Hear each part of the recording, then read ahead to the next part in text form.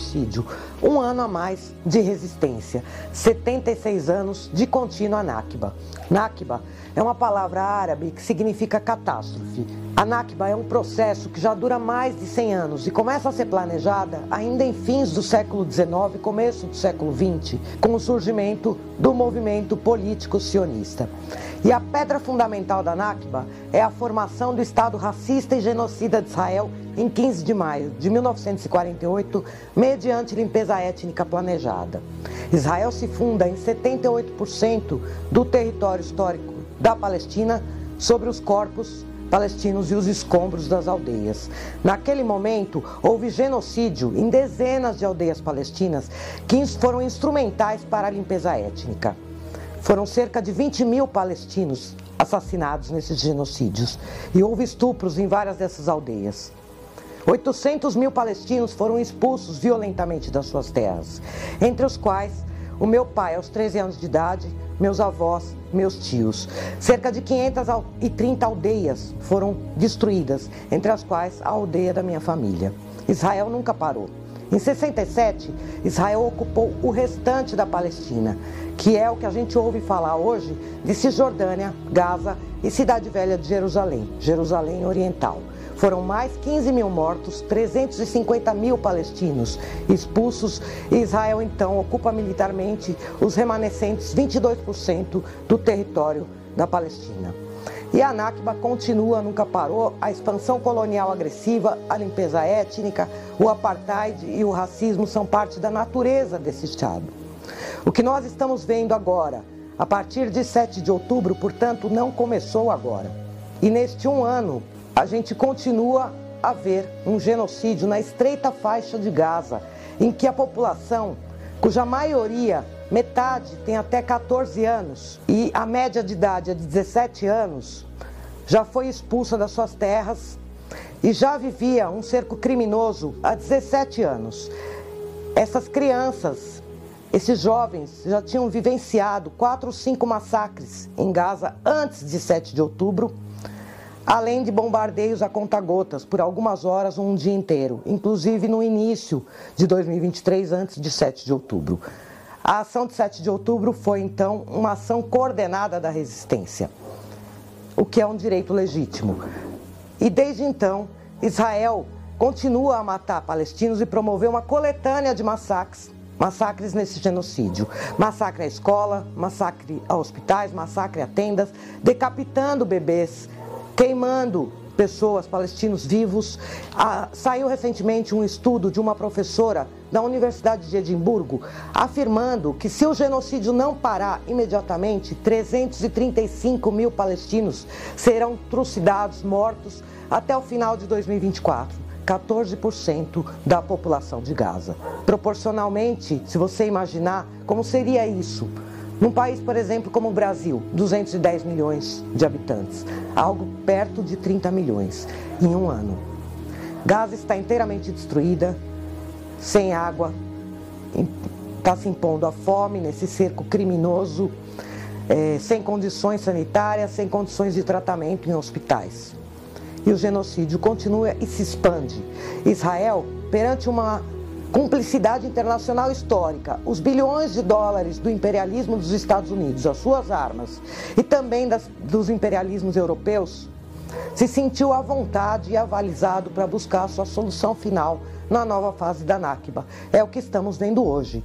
E agora expande esse genocídio, essa limpeza étnica, também para o Líbano. Na Cisjordânia já acontecia uma limpeza étnica muito aprofundada, com pogroms em dezenas de aldeias que foram totalmente esvaziadas, e um palestino tem sido assassinado na Cisjordânia a cada 2 horas. Já são mais de 700 palestinos mortos na Cisjordânia.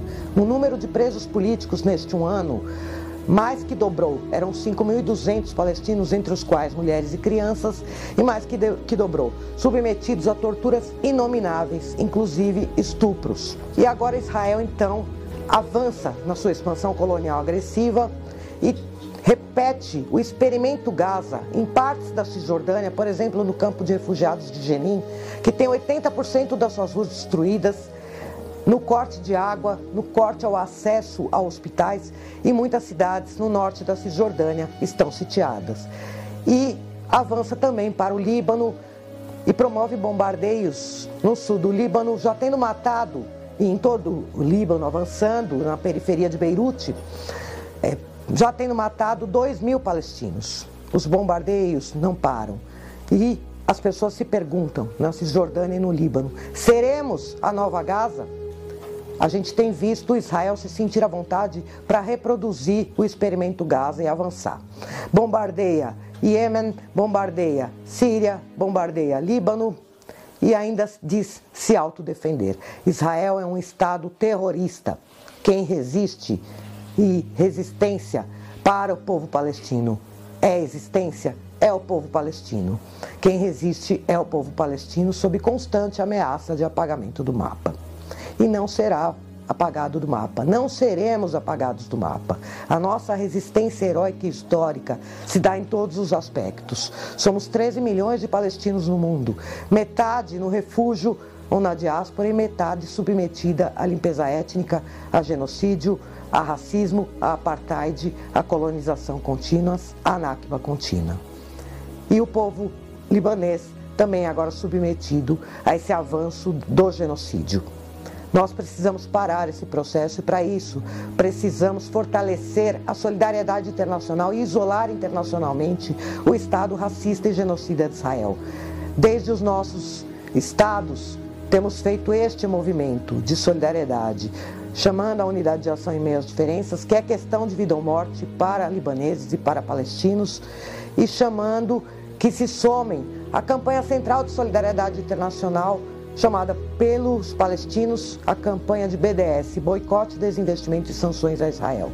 É preciso que todos os estados rompam imediatamente relações econômicas, diplomáticas e políticas com o Estado genocida de Israel. Não há solução para o povo palestino que não a libertação da Palestina do rio ao mar. Here in Liverpool we have many groups fighting in support of Palestine. These groups vary greatly from using peaceful protesting tactics to using more radical tactics. Liverpool has always been a very politically active city, ready to fight for justice, and this is no exception. We stand against the oppression and the dispossession Palestinian people have suffered. Not too long ago, Liverpool was faced with some of its own riots. The far right targeted Muslim communities in order to protect our kids, and it was not a fight to protect our kids, it was a white supremacist race riot. All this has only brought our communities together and made our fight stronger against racism, fascism and for Palestine. Britain is directly complicit in the Israeli apartheid on Palestine by investing directly into Elbit and other systems. Our tax money is used and our benefits are cut to fund Israel. The Labour leadership is directly complicit. To show our disgust and shame for this, a few of us protesters stood outside the Liverpool Labour conference all week from 9 AM to 9 PM challenging attendees and politicians to say the words genocide and apartheid. The communities are fighting and we call on many more workers to join us. Stop arming Israel, end the genocide, free Palestine. Quem são os inimigos da causa palestina? O revolucionário marxista palestino Ghassan Kanafani, no primeiro parágrafo da sua obra, A Revolução de 1936 a 1939 na Palestina, afirma que, além do Estado de Israel e dos países imperialistas que o apoiam, também são inimigos da causa palestina os regimes árabes dos países vizinhos e as elites palestinas. Esse parágrafo se tornou um clássico da resistência palestina e ele se verifica até os dias de hoje.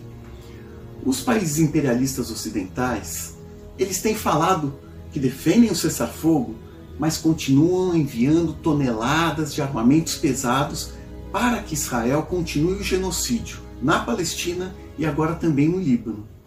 Já os novos países imperialistas, a China e a Rússia, pressionam contra as ações concretas de solidariedade à resistência palestina, como é o caso da pressão que a China fez contra os Houthis, que estavam agindo para bloquear a navegação no Mar Vermelho, e é o caso também da Rússia, que pressionou o Irã a não dar uma resposta à altura aos 3 ataques que o Estado de Israel promoveu contra o Irã.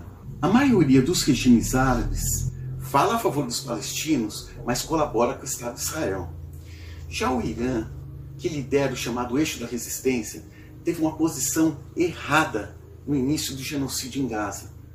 O Ayatollah Khamenei afirmou que estava solidário aos palestinos, mas que não atacaria Israel por conta do genocídio em Gaza.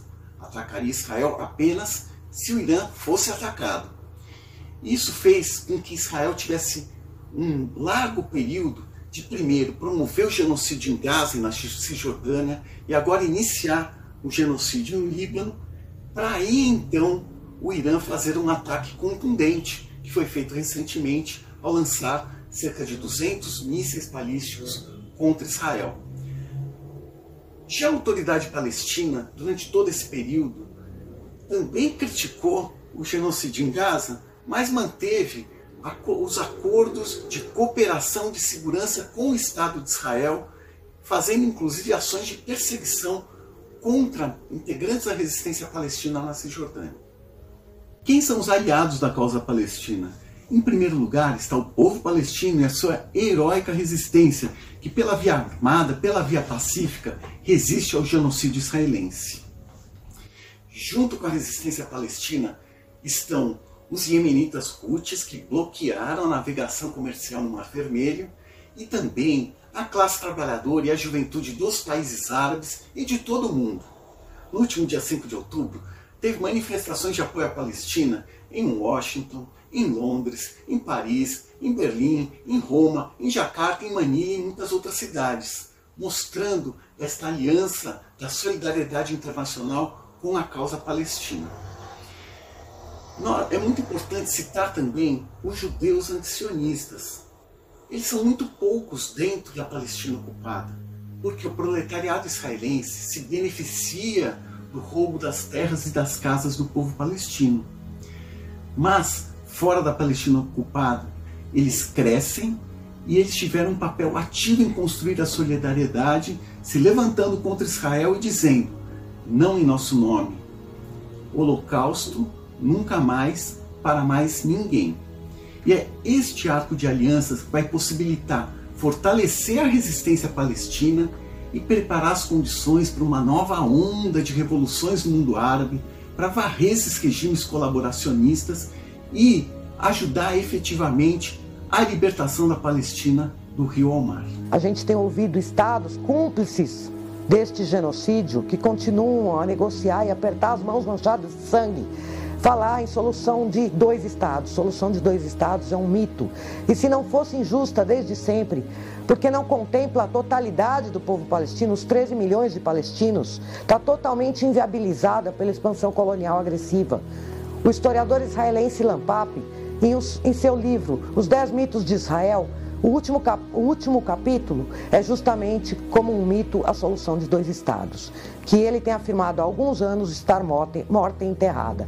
E ele diz hoje essa solução, que é uma invenção, corresponderia a bantustões palestinos. Imagine se libertar um bantustão, por exemplo, do apartheid na África do Sul, seria libertar os negros do regime de apartheid imposto pelos brancos na África do Sul. Nós temos que lutar por justiça para o povo palestino. E justiça somente se dará em um Estado único palestino, laico, livre, democrático, não racista, com direitos iguais para todos e todas que queiram viver em paz com os palestinos e o retorno dos milhões de refugiados às suas terras. Uma Palestina livre do rio ao mar. A Palestina histórica, onde o meu pai nasceu. Meu pai nasceu em 1935. E ele dizia, a gente vivia, tinha uma vida simples, mas feliz.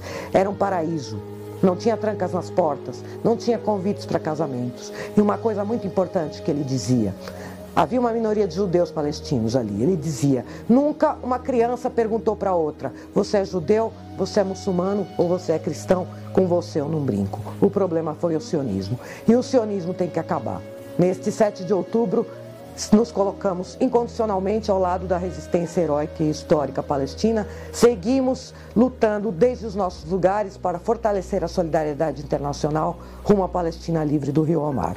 Resistimos, resistimos, não seremos apagados do mapa.